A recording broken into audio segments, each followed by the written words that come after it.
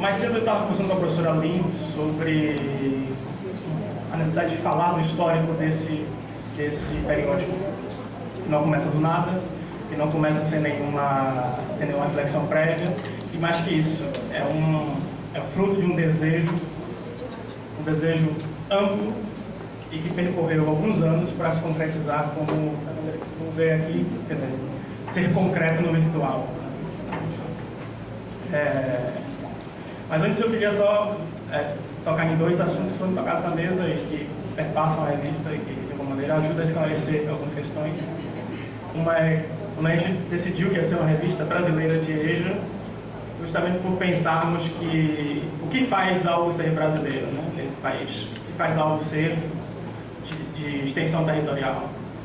E eu sempre brincava com a professora Lins, com a professora Fátima, dizendo o seguinte: o que faz com que a Associação de Leitura do Brasil seja do Brasil, que é a Sociedade Brasileira de Alfabetização, seja brasileira de alfabetização, é apenas o desejo de alguém de colocar esse nome.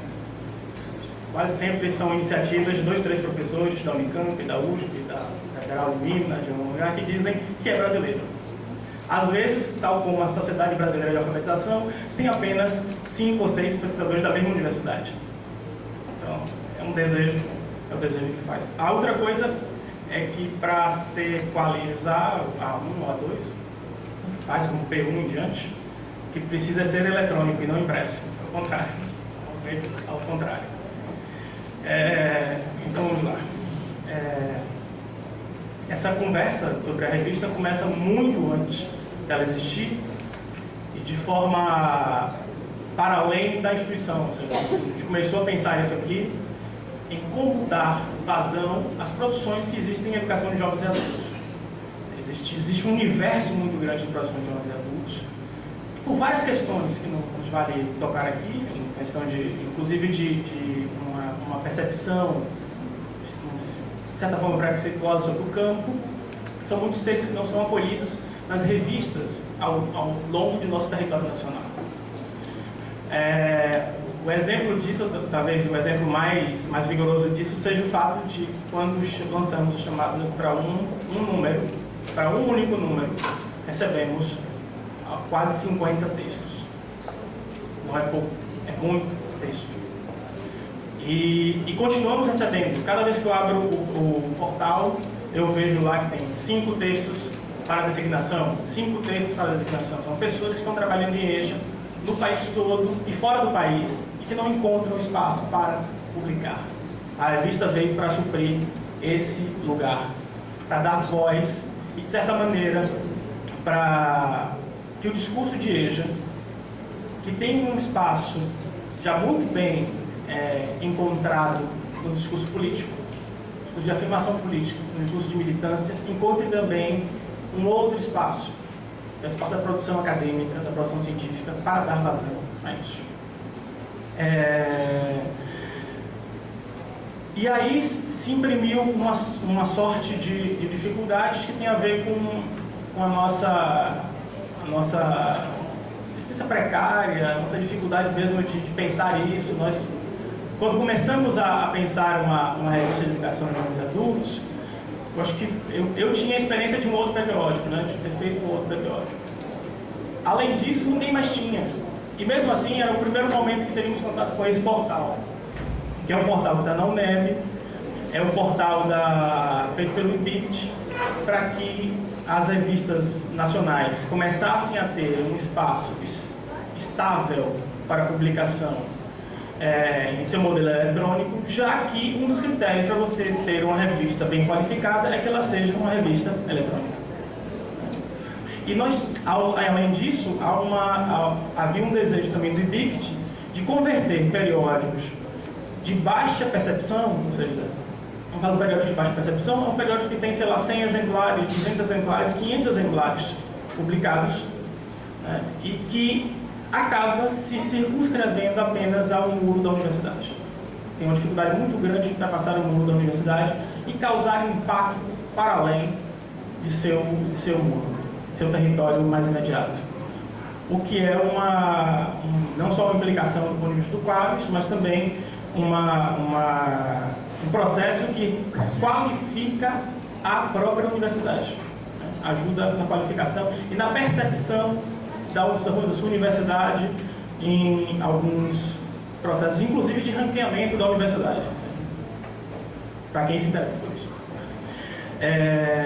E aí passamos, de fato, no final do ano passado, assim, meado do ano passado, a professora Fábio e a professora Lins me convidaram para uma reunião e disseram: nós queremos agora fazer isso. Queremos fazer isso. Temos apoio da Pró-Reitoria, que na época estava sob o comando da professora Adriana Marmor. E a professora Adriana Marmor também disse todo o apoio. Isso foi muito importante, por várias situações que poderiam simplesmente não viabilizar a revista, caso não tivéssemos apoio. E falou: vamos projetar uma revista. E aí foi o primeiro passo, né, que me coube nessa empreitada, que é de dar uma cara a esse periódico, e uma cara que fosse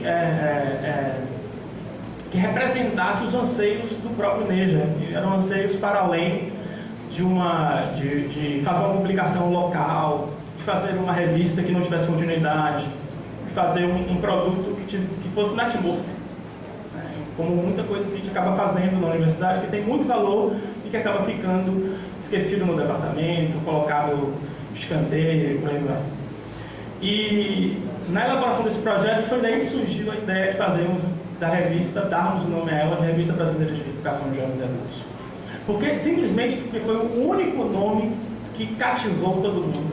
Nós tínhamos várias possibilidades na nomeação da revista. Era por isso chamar a revista Alfa, tinha vários nomes possíveis, mas o que cativou todo mundo foi Revista Brasileira de Educação de Jovens e Adultos.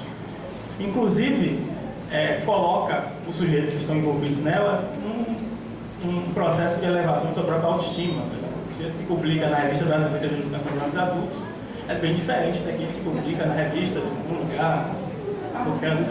Isso empodera o sujeito da educação de jovens e adultos. A partir do projeto, nós já tínhamos tudo isso aqui desenhado. Tudo que você está vendo aí, ele já existia no projeto. Os textos, as informações, o que ia estar ali, o que não ia estar aqui. O que faltava mesmo era acessar o sistema eletrônico, que é, à primeira vista, algo difícil, mas que depois, quando você o acessa e descobre os caminhos, ele fica fácil, né? Eu fiz isso só. Digo a vocês que foi algo que foi de algumas madrugadas de labuta com um sistema para descobrir como ele funciona. Porque eu não fiz o curso do IBICT, ele oferece, tanto regionalmente como nacionalmente, e por não fazer o curso eu tive que aprender de fato como é que mexia nele, da forma que ele precisa ser manuseado para funcionar. A partir daí eu entrei no sistema e comecei a perceber, inclusive perceber que a UNEP não utiliza bem ele.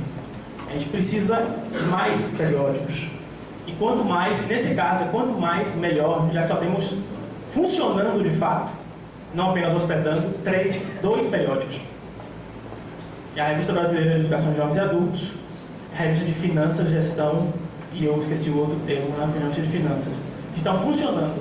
Aí tem já no sistema a Revista da FAEBA, provavelmente vai entrar